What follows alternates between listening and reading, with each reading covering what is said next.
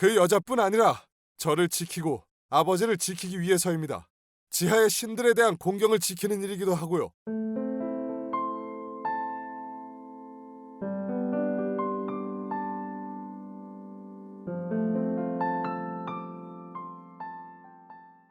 안녕하십니까. 오늘은 크레온의 아들이며 안티고네의 약혼자인 하에몬에 대한 이야기를 나누겠습니다.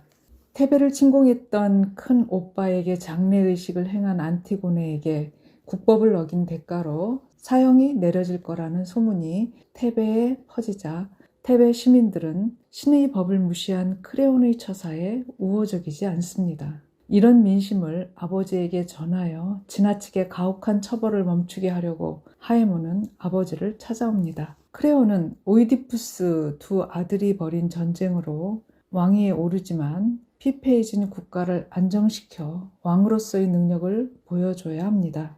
칙령으로 국가를 지킨 자에게는 성대한 장례식을 베풀고 테베를 침략한 자에게는 치욕스런 벌을 내립니다. 그런데 조카인 안티고네가 인정을 내세워 왕의 명령을 거역합니다. 그녀는 국법을 어긴 죄인이 되어 죽음을 기다리고 있습니다. 시민들은 조카의 시신을 들짐승에게 방치한 왕을 비난하고 죽음을 무릅쓰고 오빠의 시신을 거둔 안티고네의 행위를 두둔하고 있는 듯합니다. 왕위에 오른 지 얼마 되지 않은 때에 조카의 국법 위반은 크레온에게 큰 도전이 됩니다. 크레온은 왕권을 위해 온정이나 예외를 인정할 수 없습니다. 이런 상황에 하에몬이 아버지를 설득하러 온 것입니다. 하에몬은 자신은 현명한 아버지에게 순종하는 아들이 되기를 원하며 아버지의 훌륭한 통치가 자신에게 가장 큰 상이므로 자신의 결혼보다 더 중요하다고 말합니다. 크레온은 여자로부터 얻는 즐거움 때문에 판단력이 흐려지지 말아야 하며 사악한 여자와 가정을 꾸리는 것은 큰 화근이 되니 협력자로서 아버지에게 복종하는 것이 지혜로운 아들의 처사라고 말합니다.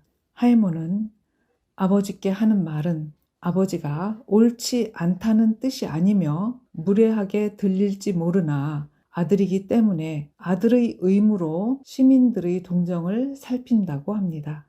왕이 직접 파악하지 못하는 민심을 자신이 아버지에게 전달해야 한다고 생각합니다. 시민들은 왕이 두려워 왕 앞에서 솔직하지 못하고 눈치를 보며 심기를 자극할 말은 꺼내지도 못합니다. 하에몬 자신은 시민들이 생각하고 말하는 것을 그대로 들을 수 있는데 시민들이 안티고네의 처지를 동정하고 있다고 말합니다.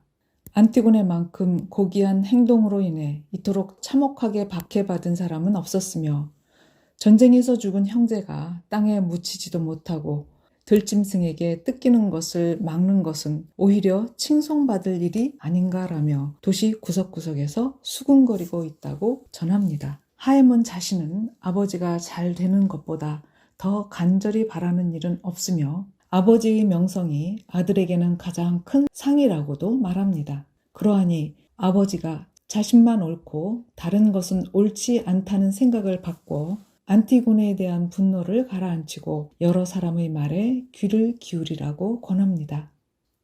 아들이 느끼는 아버지에 대한 안타까움이 크레온에게는 왕의 권위에 도전하여 통치 행위를 방해하는 것으로 여겨 두 사람은 되돌릴 수 없는 감정의 대립이 시작됩니다. 불복종을 칭송하는 것이 옳단 말이냐? 범법자들을 칭송하라는 것이 아니지 않습니까? 그래, 그러면 안티고네가 범법자가 아니란 말이냐? 시민 전체가 한 목소리로 그렇지 않다고 말합니다. 왕이 시민들에게 허락을 받고 명을 내려야 한단 말이냐? 아버지 말씀대로 지혜를 결여하고 있는 것이 어린 나이 탓이라면 지금 하신 말씀은 어린아이의 말과 다르지 않습니다. 뭐라고? 왕이 정녕 자신의 뜻이 아니라 백성의 뜻에 의해 통치해야 한단 말이냐? 그렇지 않으면 통치가 아니라 폭정이 될 것이기 때문입니다. 왕은 나라의 주인이며 지배자다. 그렇다면 차라리 무인도나 지배하시는 편이 나을 겁니다. 그렇구나. 네 놈이 여자의 편이로구나.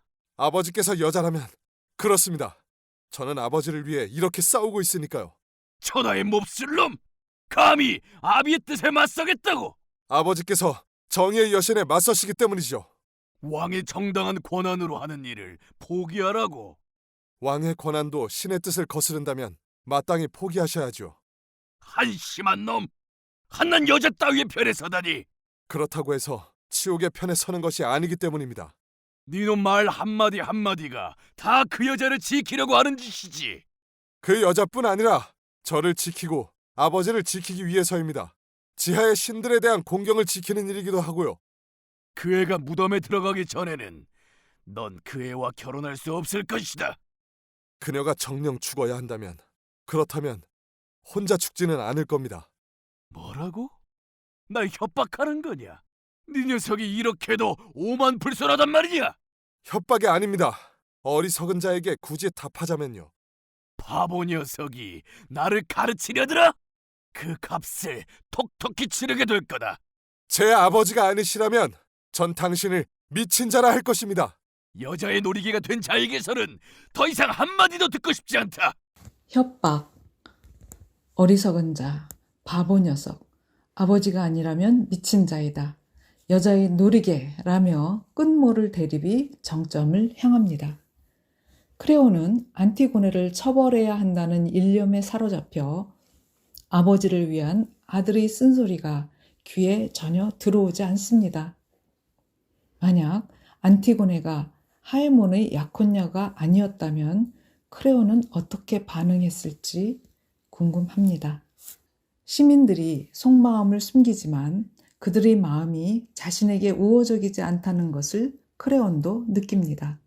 예언자가 나타나 크레온의 잘못을 이야기하자 크레온은 예언자가 돈에 매수되어 타락했다면서 세상 모두가 돈을 위해 영혼을 팔고 있다고 자신의 정당성을 주장합니다만 자신에게 쏟아지는 비난을 마침내 인정합니다.